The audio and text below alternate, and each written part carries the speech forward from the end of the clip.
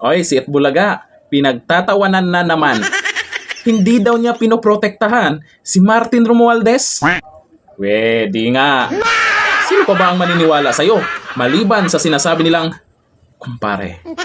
Nabanggit na karaan na magmi-meeting daw sila. May pag-uusapan daw sila bago ang Blue Ribbon hearing.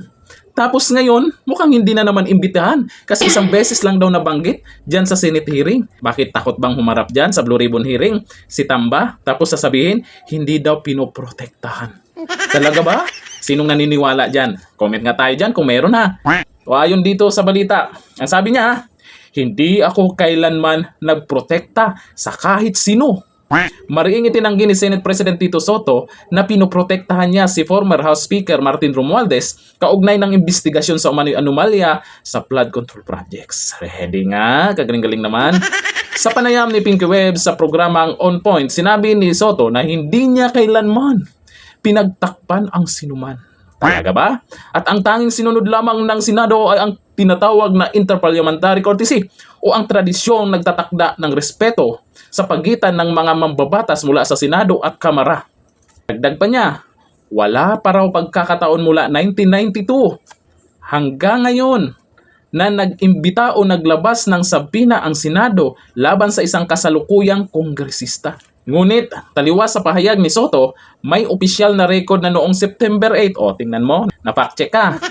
May opisyal na record na noong September 8, dumalo sa Senate Blue Ribbon Committee hearing sa pamamagitan ng imbitasyon ni Senador Dante Marcoleta, Sinabotas Representative Toby Tiangco. O, di ba? Kwento mo na naman. O, fact-check ka. Kaugnay ng investigasyon sa flood control projects, lumahok si Tiangco bilang resource person matapos siyang opisyal na imbitahan ng Senado. Bagay na nagpapatunay na nagkaroon na ng imbitasyon sa kasalukuyang miyembro ng Kamara, taliwas sa sinabing never ni Soto. Ang pagdalo ni Tiangco, isang aktibong kongresista, ay malinaw na halimbawa ng pagbibigay ng Senado ng plataporma sa kasapi ng Kamara sa ilalim ng investigasyon ng Blue Ribbon Committee na noon ay pinamumunuan ni Senador Marcoleta. Puro kapalusot. Itbulaga ka talaga. Tapos, dagdag pa dito. Ito pa, isang palusot pa niya. Isang beses lang nabanggit si Romualdez Yan ang sabi niya ha. Matapos tanungin kung gaano kahalaga para kay former Speaker Martin Romualdez na humarap sa investigasyon. Paano isang beses? Naalala ko, nabanggit din ng Diskaya yan. Tapos may senador din na nagsalita, nabanggit din si Martin Romualdez. Tinukoy ni Soto na ang tanging pagkakataon na nabanggit si Romualdez ay sa affidavit ni Sergeant Orly Gutesa. Siya lang ba? Sus talaga. Yung palusot talaga ni Soto, sablay lahat. Nung una, ang palusot niya ay wala pang inimbitahan na congressman, sablay na. Kasi yun nga, si Congressman Toby Tiangco, inimbitahan ni Senador Marcoleta. Ngayon, ito na naman palusot niya, isang beses lang daw. Hindi lang isang beses. Maraming nakapanood niyan. Yan ang maganda pag napanood talaga yung hearing, Mayroon tayong ebidensya pag nagsisinungaling sila. O ito nga ang sabi ng mga netizens tungkol dyan, ang maraming nakapanood niyan. O ang sabi ni Cindy Sailim, mention once? Di ba Diskaya also mention him? O totoo naman. Sabi ni Libby Magno, kahit walang bumanggit alam ng taong bayan, malaki ang kinalaman niya.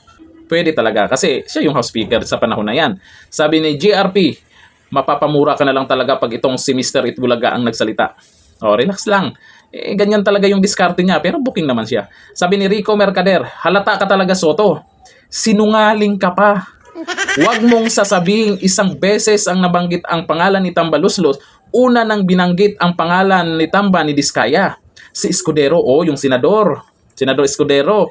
At si Gutesa at marami pang iba. At sa labas nga, ng mga nagrarally, may mga kumakanta na dyan na Martin magnanakaw. O diba?